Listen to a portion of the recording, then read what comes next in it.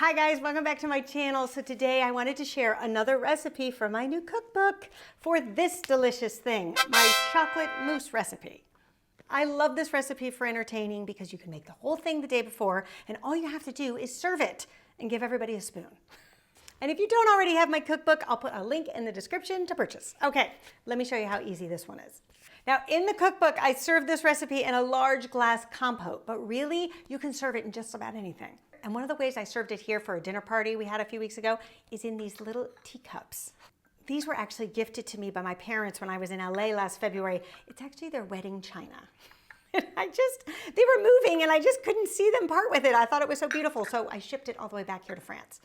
Okay, so the first thing you want to do is melt the butter and the chocolate. Now, in the States, I really love using Nestle's dark chocolate morsels, but I can't get those here in France. So I'm just using chopped dark chocolate, so you can do that too. At least 70% cacao. So first thing you want to do is start with the butter. So this is 2 tablespoons of unsalted butter. So once you have kind of a nice layer of melted butter, you can add in your chocolate.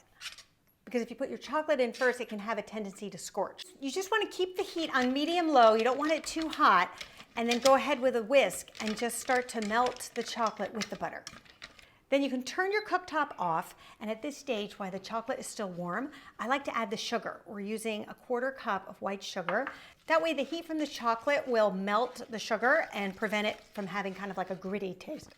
Then at this stage, you want to take out a large mixing bowl and we are going to add our chocolate mixture to it. Then I have 2 whole eggs here that I'm going to lightly beaten. You can do that in a little Pyrex pitcher like this because then it just makes it easier to pour in. Then one thing I like to do before adding the eggs is add a little bit of vanilla extract just to cool down the chocolate a little bit before we add our eggs. One thing I really love is having my cookbook on my Kindle because when I'm out shopping and I need to look at a recipe, I have it right there. And there you go. And at this stage, it's not going to look like much, but once we start to add the egg whites, you will see, and the whipped cream, how light and luxurious this mousse becomes. So while we are on the topic of eggs, chocolate mousse does use raw eggs. So because of that, I take a few precautions. Number 1, I only use organic eggs. Number 2, I make sure that the eggs are super fresh. So usually the day that I'm preparing this or a day ahead. If you're uncomfortable using the raw eggs, I can leave you a link in my description, which will take you to another recipe that uses cream cheese instead. I would recommend that if you want to feed chocolate mousse to young children or the elderly. Then you want to add your egg whites to your mixer. And in order for your egg whites to beat up nice and fluffy and hold their shape, which is going to be important so that our mousse holds its shape, 1 teaspoon of cream of tartar. Now, if you can't get cream of tartar, which I have a hard time getting it here in France, I have to order it on Amazon. But it is worth doing because it really does work. I haven't seen anything work as well as cream of tartar, although you could use a few drops of fresh lemon juice to provide the acid, but I really think the cream of tartar works way better. And then we want to whip up our egg whites until they are nice and fluffy and they hold their peak. So before we add our egg whites, I like to scrape down the bowl to get all the chocolate mixture just sort of right in the center. Then you want to add the egg whites a little bit at a time, just folding them in gently. It'll be hard in the beginning because this chocolate mixture is so heavy, you see. The egg whites are so light. And the idea at this stage is not really to mix it all together, to get it all combined. See, it'll be nice and streaky like that. The idea is really just to lighten it. And you also want to get underneath the mass of chocolate because that's where the weight sort of hides. And you can see our chocolate mass has definitely been lifted. See, it's like a very nice, fluffy chocolate mixture. All right, we are ready for the whipped cream. So we can set this aside. We're going to go back to our mixer, wash out your bowl and make sure the bowl is cold because the whipped cream will mix a lot better in a cold bowl than it will in a hot bowl. Just a tip. Then you want to add 2 cups of heavy cream into your mixer, a tablespoon of powdered sugar, and 1 teaspoon of vanilla extract.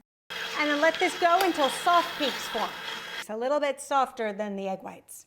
Now, one tip with the whipped cream before putting it into your chocolate mixture, you want to reserve at least a cup for the garnish. Now, because I am making it in little teacups, I need a little bit more garnish, so I give a real generous cup. It's more like 1.5 cups. We are going to slowly add, like we did with the egg whites, our whipped cream, about 2 big dollops at a time. And we are going to continue to lighten this mousse. Now, a lot of times here in France, they don't do the whipped cream. They just do the eggs and the egg whites. I find that that just creates a really rich chocolate mousse, which if you like it that way, you could try it that way. But I don't know. I think the whipped cream lightens it up a little bit and still gives you a wonderful chocolate flavor. Now to fill the teacups. So I think the easiest thing to do is to use a ladle. If you get any mousse on the sides of the cup, you can just wipe that clean with a paper towel. And then I also think it's good to just kind of shimmy the mousse around and let gravity kind of do its thing and flatten it out and straighten it out. But don't worry, because we're going to be putting the whipped cream on top plus some chocolate shavings. So if there's any unsightly mousse, that'll all get covered up. Put your little teacups on a sheet pan because that will make it really easy to bring them in and out of the refrigerator. Okay, now for the fun part. We are going to garnish each one with a little dollop of whipped cream. And I just think the more sort of rustic and organic looking, the better. We don't need to get out the piping bag for this. I love serving a little whipped cream with chocolate mousse because to me it's a little bit like a whipped cream chaser because the mousse can be really decadent and chocolatey. You kind of need something to cut the richness in between bites. Make sure you buy a little extra chocolate for the garnish on the top because I think it's super pretty to go in with a chocolate bar and a potato peeler and just scrape the chocolate bar on top of this whipped cream. And you'll just have like beautiful chocolate shavings, which makes this whole dessert super fancy. I think this would be gorgeous for Christmas Eve or Christmas dinner. And how great is this? It's all ready to go. You just have to bring it out. Then you want to place these in the refrigerator just like this. You don't want to cover them for a minimum of 4 hours, but I think overnight is even better. I hope you guys give this one a try, as well as all the other recipes found in my cookbook. There's some really wonderful and easy recipes that hopefully will come in handy this holiday season. Oh my gosh, yum.